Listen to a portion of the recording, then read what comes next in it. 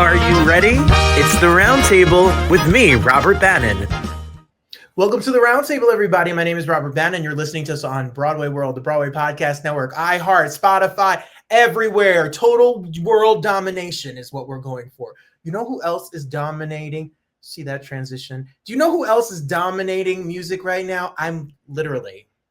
This album. I don't think we're all ready for this album. If you love the standards, the classics, the music that you know and that you love, there is an album that is coming out. And there are tour dates that you need to get your tickets for all the way through the end of this year and into next year, all around this country.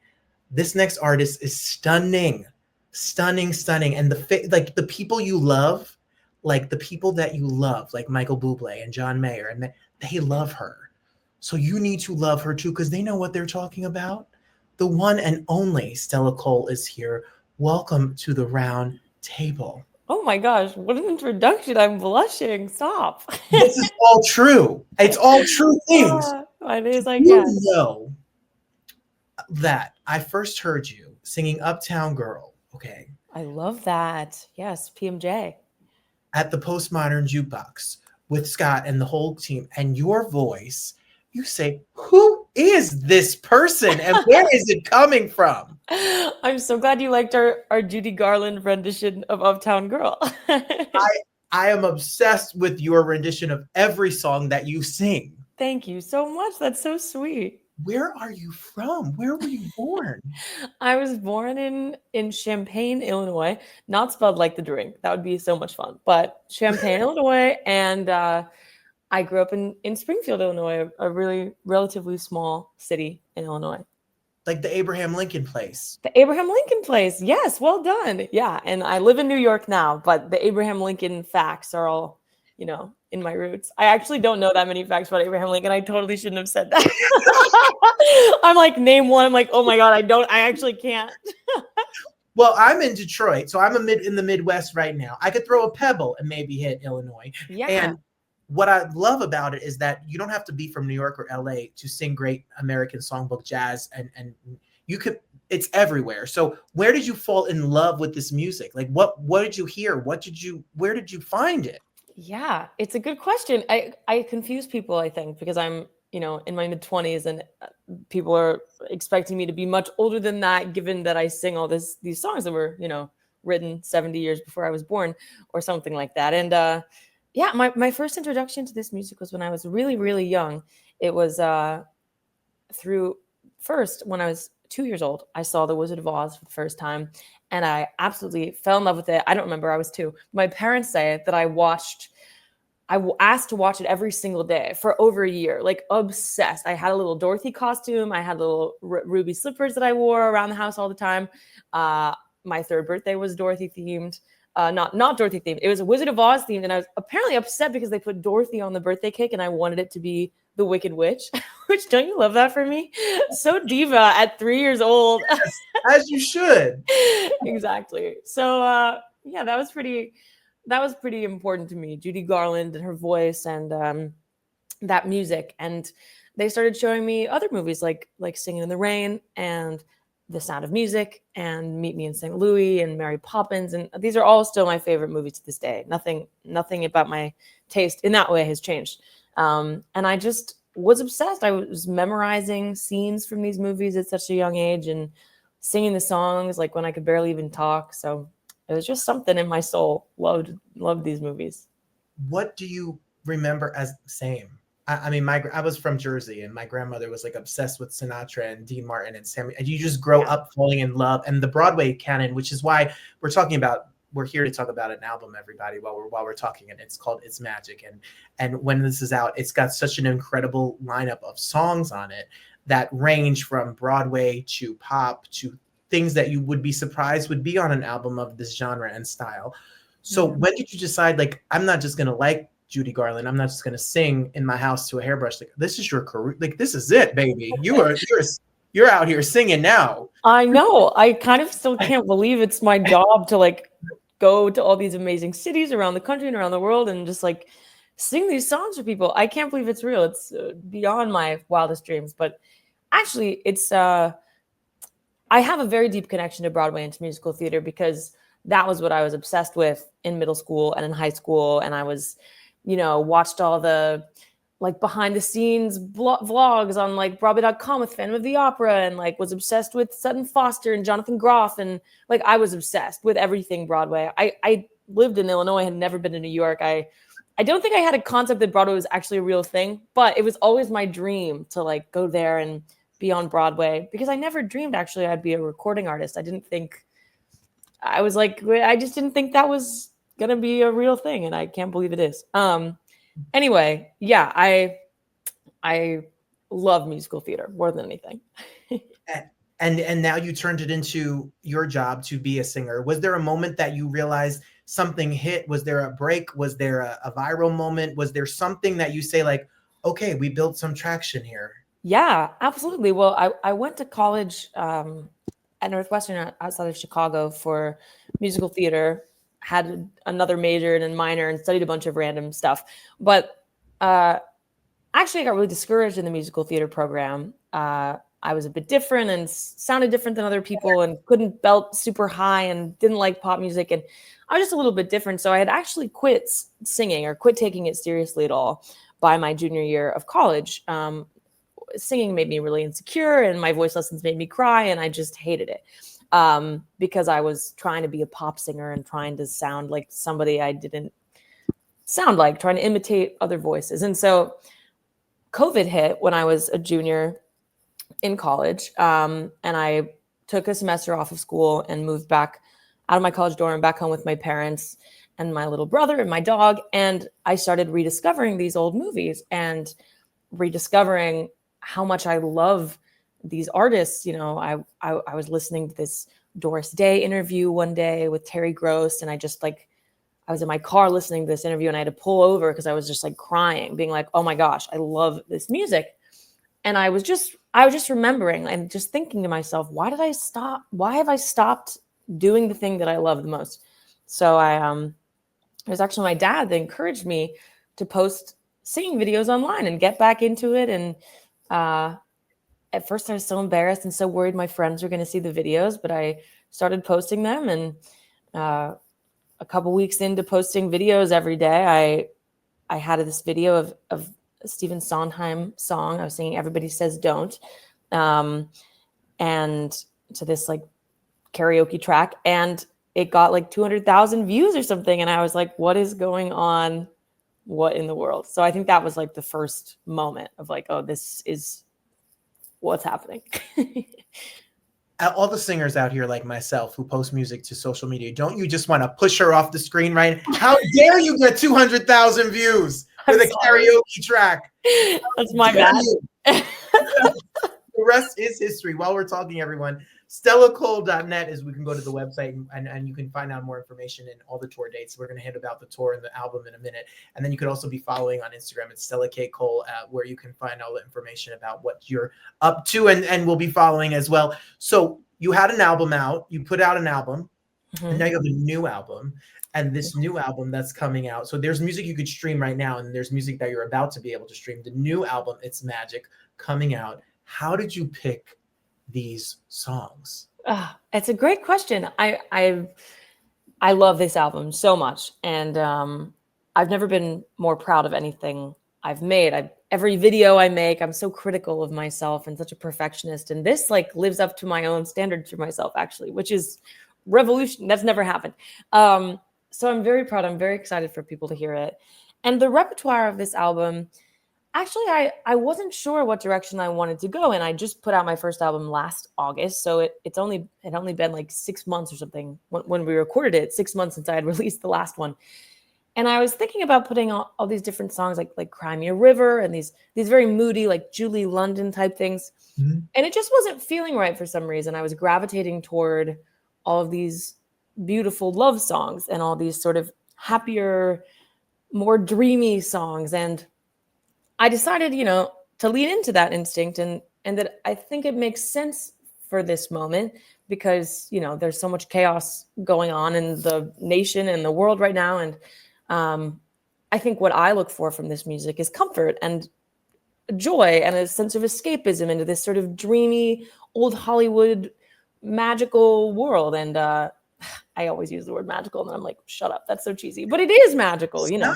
not. Yeah, so I think I chose this repertoire based on the feeling I wanted people to have when they were listening to it. There's this album with Frank Sinatra and Tommy Dorsey that I'm obsessed with, and actually 3 of the songs from that record are on this record: Fools Rush In, Imagination, and I can't actually think of what the third one is, but it exists. And so I took a lot of inspiration from that record. And then the rest of them are just love songs that I have always loved and have at some point in my life been obsessed with. It's Magic was actually the suggestion of my producer and manager. His name's Matt Pearson, and he suggested that song. I was like, oh, why didn't I think of that? Like, yes, Doris Day is the best ever. She's been an inspiration of mine for years, and was one of the reasons I remembered I love this music. So yeah, I just wanted to create an album that would make people feel maybe just a little bit better. See, it's got the word magic even in the track listing. See, that's I own it. I would own it. It's magic. The album is magic. It's magical. It's magic. And shout out to Matt and his fancy Grammys and all his fancy I know. acclaim. So you sing songs on this album, like you sing Till There Was You, which the Beatles did. I mean, it's a Music Man. It's an homage to the Broadway. Yes.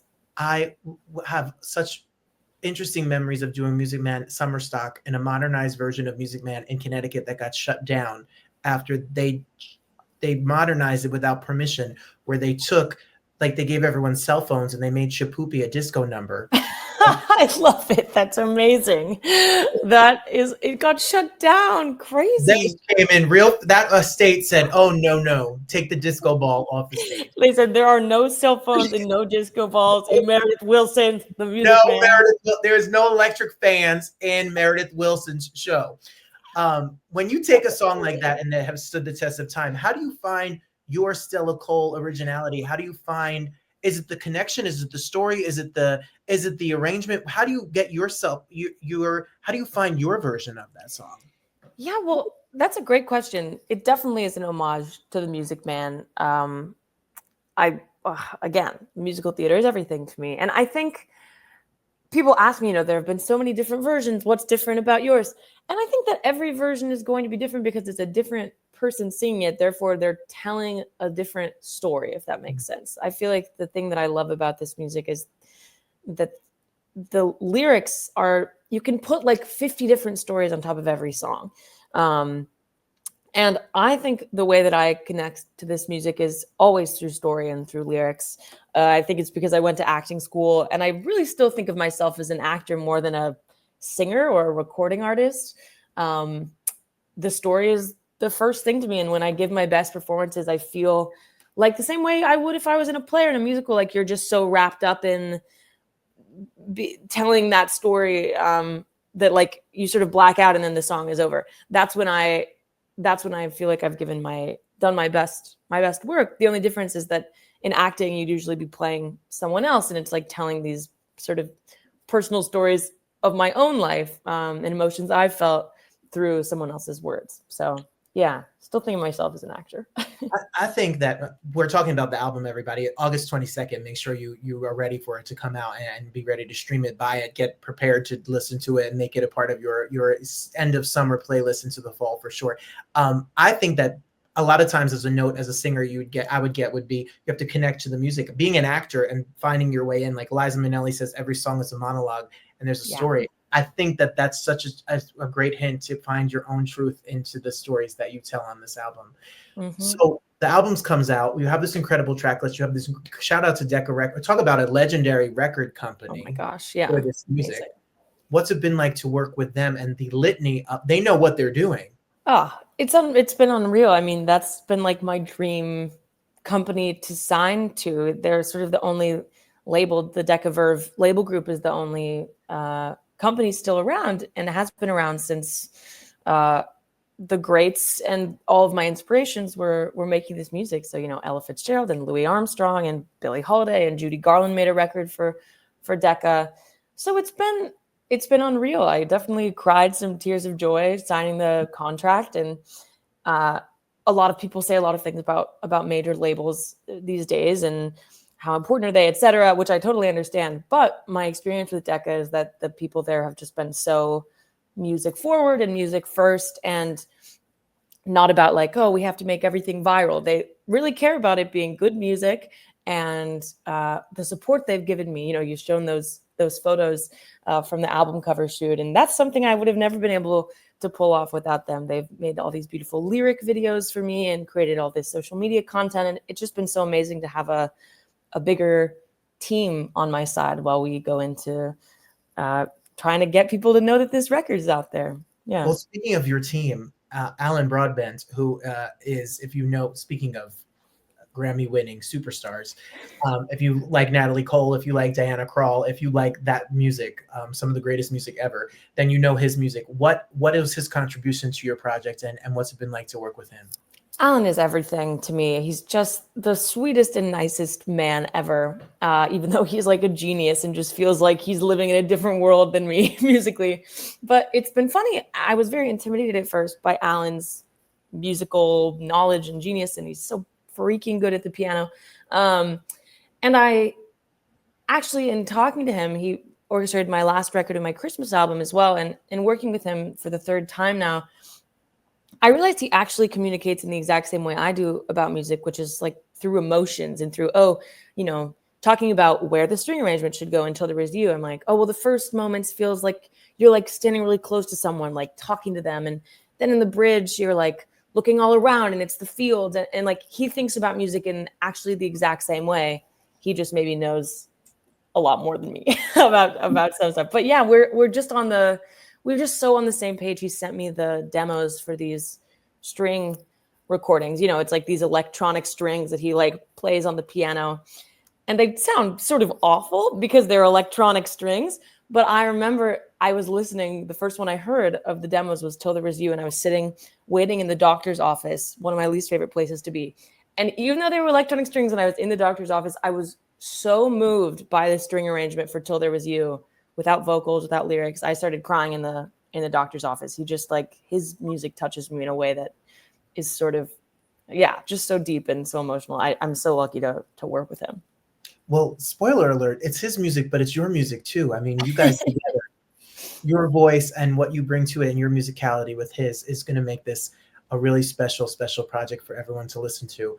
Now that this baby's going to be out on the 22nd of August, now you get to hit the road. So what is a Stella Cole show like? What are we going to see? I love a Stella Cole show, obviously, because I do a lot of them every year. And I love what our show has become. You know, on the record, it's all these big string arrangements that are gorgeous. But I tour with my band, which is a trio, piano, upright bass, and drums. And it's a much more intimate feeling and an intimate version of the song, which I think is really nice for people to hear. Something a little bit, it's the same song, but it's different from the record. And I think people get to know a lot more of my personality on stage. I'm quite a ridiculous person. I tell a lot of really stupid jokes. I'm just an idiot on stage. And I think it's fun because, you know, the image in the music is also glamorous and classy. And I just think it's fun to really be my like 26-year-old self on stage as well. I think people can get to know me better. And people say they feel like they're like calm down or in like this sort of dream world or in a different time. And that's absolutely a goal. And I think people seem to like the shows so far. Well, she said it. She said she's 26. I saw in your bio that you were born in 1999. And if I wasn't mad about how many people watch you on YouTube, that was going to really do it in for me. Well, I get why people try to hide their age, but when you Google like how old is Stella Cole, there's this website called Famous Birthdays, and it says I'm 26, and I don't know how I got on there. I would be mad, but it's like kind of a compliment. It's like, oh, famous birthday. It's like, am I famous? Yes, that is a big deal. Yeah, she'll just tell you she's 26. That's it. Go to famousbirthdays.com. These dates, you're working. They have you out here on the road. I love city wineries. You're doing a lot of the city wineries that are around this country. You're coming to my neck of the woods at the South Orange Performing Arts Center, which is such a gorgeous performing arts center. And then what I've noticed is you in Sony Hall for 2 nights, and then you head over and we go into throughout this whole entire year. And then next year, the dates are already out on the West Coast and then back on the East Coast and everywhere, multiple nights like at Segerstrom Center for the Arts, etc. Yeah. what's crazy to me is you starting out in clubs and starting out at little venues. Your venues, these performing arts centers are getting bigger. There's extended nights, there's runs. What's it like to see the venues change and the tour? It's got to be amazing. It's unreal, especially when we're touring in Europe. It's unreal because, you know, I all the theaters in Europe are so beautiful, and just playing these huge halls in London and in Paris, and like all these French people coming up to me being like, "Oh, we are a huge fan of your music." I'm like, "What are you talking about? You're all the way over there. What do you mean?" It just like makes it real in a way that's so unbelievable and so much fun. The energy of having like 1,000 people in a room or whatever it is so different than having 150 people in the room. And I love doing both. But yeah, it's been wonderful. And yeah, I'm on my tour grind. This is the time to do it. I'll be on the road as much as I can be for the next couple of years, I think. StellaCole.net. Get your tickets before they're all sold out, because they're going to be gone. Like, they're going to go. Like, there won't be seats left, and you'll be left out listening in the parking lot with like a little trying to touch it. This cup, yeah. What's it like when people that you look up to are big, you know, multi-platinum superstar people? If you have David Foster, if you have Michael Bublé, or when the Today Show calls, or when Kelly and Mark call, and different places called, they wanted to know about you and your music. What is that like for Stella the human, like the girl who was singing Judy Garland, that's now like, okay, this is happening? It's a great question. For Stella the human, it's crazy and overwhelming, and I definitely had a lot of funny moments. The first one was James Taylor, and I was living at my parents' place during COVID, and I screamed so loud they came upstairs, worried there was a fire or something. And the next one I think was Michael Bublé. I was on a bus in New York, and again just was like, oh my, like screamed a little bit, and nobody cared because it's New York. But yeah, I've definitely, it's just unreal every time it happens, and I think I cry every time it happens. David Foster reposting one of my videos was huge, because he like doesn't do that for people, so that was insane. I looked up to him and wanted to work with him forever. It's been yeah, unreal, I think is the word I would use to describe it. Unreal. So for us, for everyone that's watching right now, what can we do? We can stream the album. You can stream the album on any streaming platform. If you want to listen to it sort of the old-fashioned way on vinyl or on CD, you can do all of that. You can pre-order it or order it on StellaCole.net.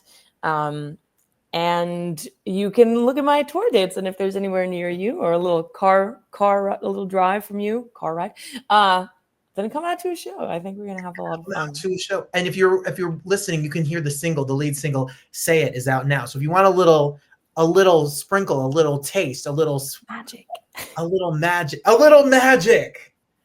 I think we got to make merch that say magic. I think we're going to. I think it has to happen. Yeah. Magic. Done. Yeah. Done. Scene. I'm in. I only want 10%, Stella. 10%. 10%. That's all. Okay. We can make it. We'll talk. Okay. Deal. Do you have a plan for when the album comes out? Do you have a like, are you going to be waiting up till midnight to press play on Spotify or something? I should have a plan. I should totally get a plan. I think I'm seeing a show at Shakespeare in the Park that night at an opening or something. So that'll be a good distraction, so I'm not too nervous. And then I'm sure at midnight I'll get some friends together and we'll celebrate together. 100%. Well, we're here for it. We're all going to be following. If you're not following, make sure you follow on Instagram, and make sure you go online, go to the website, pre-save the album, get it set so that the second it comes out, you know, are notified. And then across this country, she's on the road. She's hitting a performing arts center near you. So make sure you get your tickets. My show is yours. It's an honor to talk to you. I'm so excited for people to listen to this album. Congratulations on everything. Thank you so much. It was so much fun to talk to you. This was amazing. I appreciate you having me. Thank you. Anytime.